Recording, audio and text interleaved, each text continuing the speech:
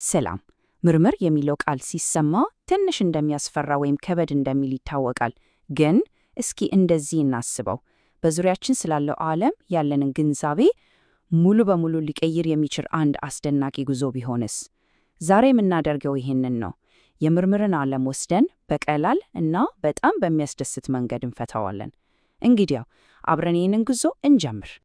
ሁሉም እድገት የሚወለደው ከጥያቄ ነው። ዋው! ይሄ በጣም ትልቅ ሐሳብ እኮ ነው። እስኪ እናስበው። የሰው ልጅ ያገኛቸው ታላላቅ ፈጠራዎች በሙሉ የጀመሩት እኮ ለምን ወይም ደግሞ እንዲህ ቢሆንስ ከሚሉ በጣም ቀላል ከሚመስሉ ጥያቄዎች ነው። እና ምርምር ማለት በቃ ይሄው ነው፣ በድፍረት መጠየቅ፣ ከዚያም መልሱን ለማግኘት ወደፊት መንቀሳቀስ። እንግዲያ በዛሬው ጉዟችን ላይ መጀመሪያ ምርምር ለምን እንደሚያስፈልግ እንመለከታለን። ቀጥለን ደግሞ እንዴት እንደሚሰራ ደረጃ በደረጃ እንጓዛለን እና በመጨረሻም ስላለው ትልቅ ጠቀሜታ ያወራን እናጠቃልላለን። እንግዲህ ወደ መጀመሪያው ክፍል ስንገባ የመጀመሪያው ጥያቄ ይሄ ነው። ዝም ብሎ መረጃ ከመሰብሰብ ይልቅ ለምን ስርዓት ያለው አካሄድ ያስፈልገዋል? ለምን ዘዴ አስፈለገው? እስኪ መልሱን አብረን እንፈልግ። ያው የዚህ መጽሐፍ ደራሲ ያዩት አንድ ትልቅ ችግር ነበር። ብዙ ተመራማሪዎች አሉ፣ ከፍተኛ ጉልበት ያፈሳሉ፣ ብዙ ጊዜ ይሰጣሉ፣ ጥናት ያደርጋሉ። ነገር ግን ግልጽ የሆነ ካርታ በእጃቸው ስለሌላቸው ልክ መድረሻ በሌለው መንገድ እንደሚጓዝ ሰው ጥረታቸው ሁሉ ከንቱ ይሆናል። ውጤቱስ የባከነ ጊዜ እና ጉልበት ብቻ። እና ይህ የሚያሳየን ትክክለኛው እንዴት የሚለው ነገር ምን ያህል ወሳኝ እንደሆነ ነው። ስለዚህ ምርምርን ስናስብ ምንድን ነው ዝም ብሎ ደረቅ የመረጃ ክምችት ነው? በፍጹም። ይልቁንስ እንደዚህ ብናየው ከምናውቀው አስተማማኝ ወደብ ተነስተን የማናውቀውን አዲስ ዓለም ለማግኘት እንደምናደርገው የግኝት ጉዞ ነው። ዋው! ይሄ እይታ ብቻውን እኮ ምርምርን ምን ያህል አስደሳች እንደሚያደርገው አስቡት። ኦኬ፣ የግኝት ጉዟችንን ለመጀመር ዝግጁ ነን እንበል። ግን የትኛውን መንገድ ነው የምንይዘው?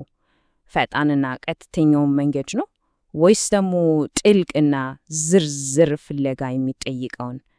እንደምታዩት ተለያዩ የምርምር አይነቶች አሉ። እስኪ እንያቸው።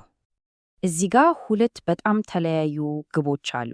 አንደኛው ተግባራዊ ምርምር ይባላል። ይሄ ማለት አሁን የቀጠለን ያለ አንድ ችግር አለ ማለት ነው። ለምሳሌ የአንድ ድርጅት ሽያጭ ለምን ቀነሰ?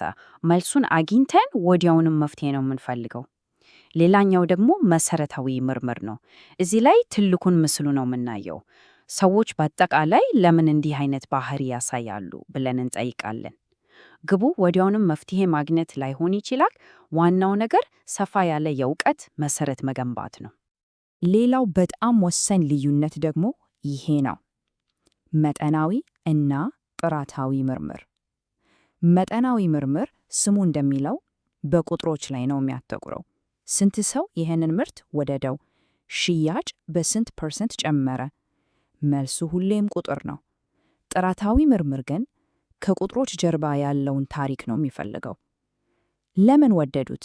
ምን አይነት ስሜት ፈጠረባቸው? እዚህ ላይ የምንፈልገው የቁጥር መልስ ሳይሆን ጥልቅ ሆነ ግንዛቤ ነው። እሺ፣ አሁን ወደ ዋናው ጉዳይ እንግባ። አንድን ምርምር ከሐሳብ ደረጃ አንስተን እስከ መጨረሻው ሪፖርት ድረስ እንዴት ነው የምንመራው? እስኪ ይህንን የጉዞ ካርታ ደረጃ በደረጃ እንመልከተው። አንድ ነገር መታወቅ አለበት።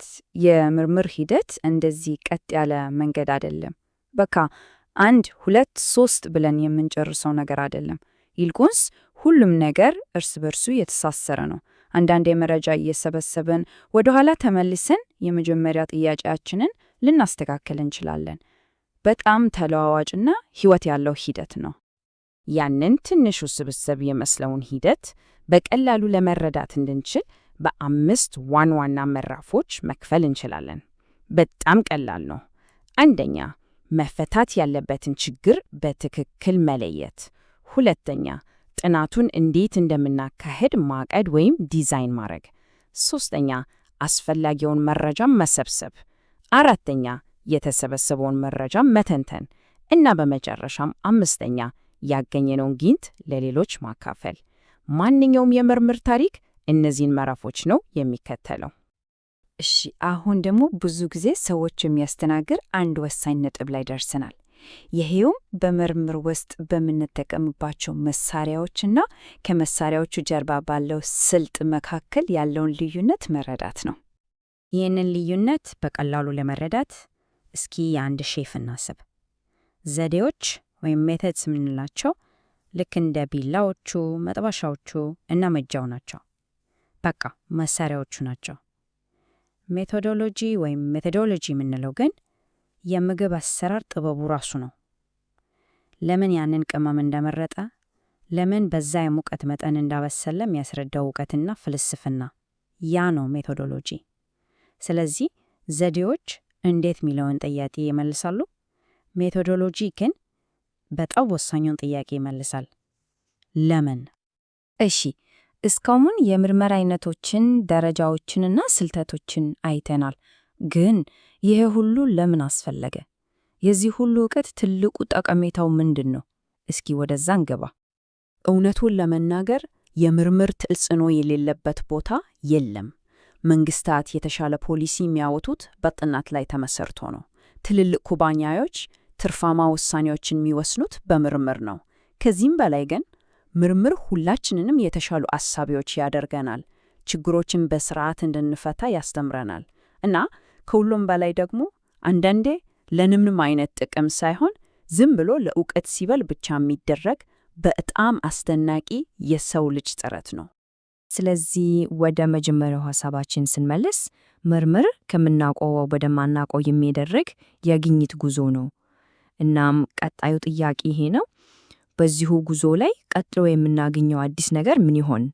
መልሱ እኛ በምንጠይቃቸው ቀጣይ ጥያቄዎች ውስጥ ነው አለው።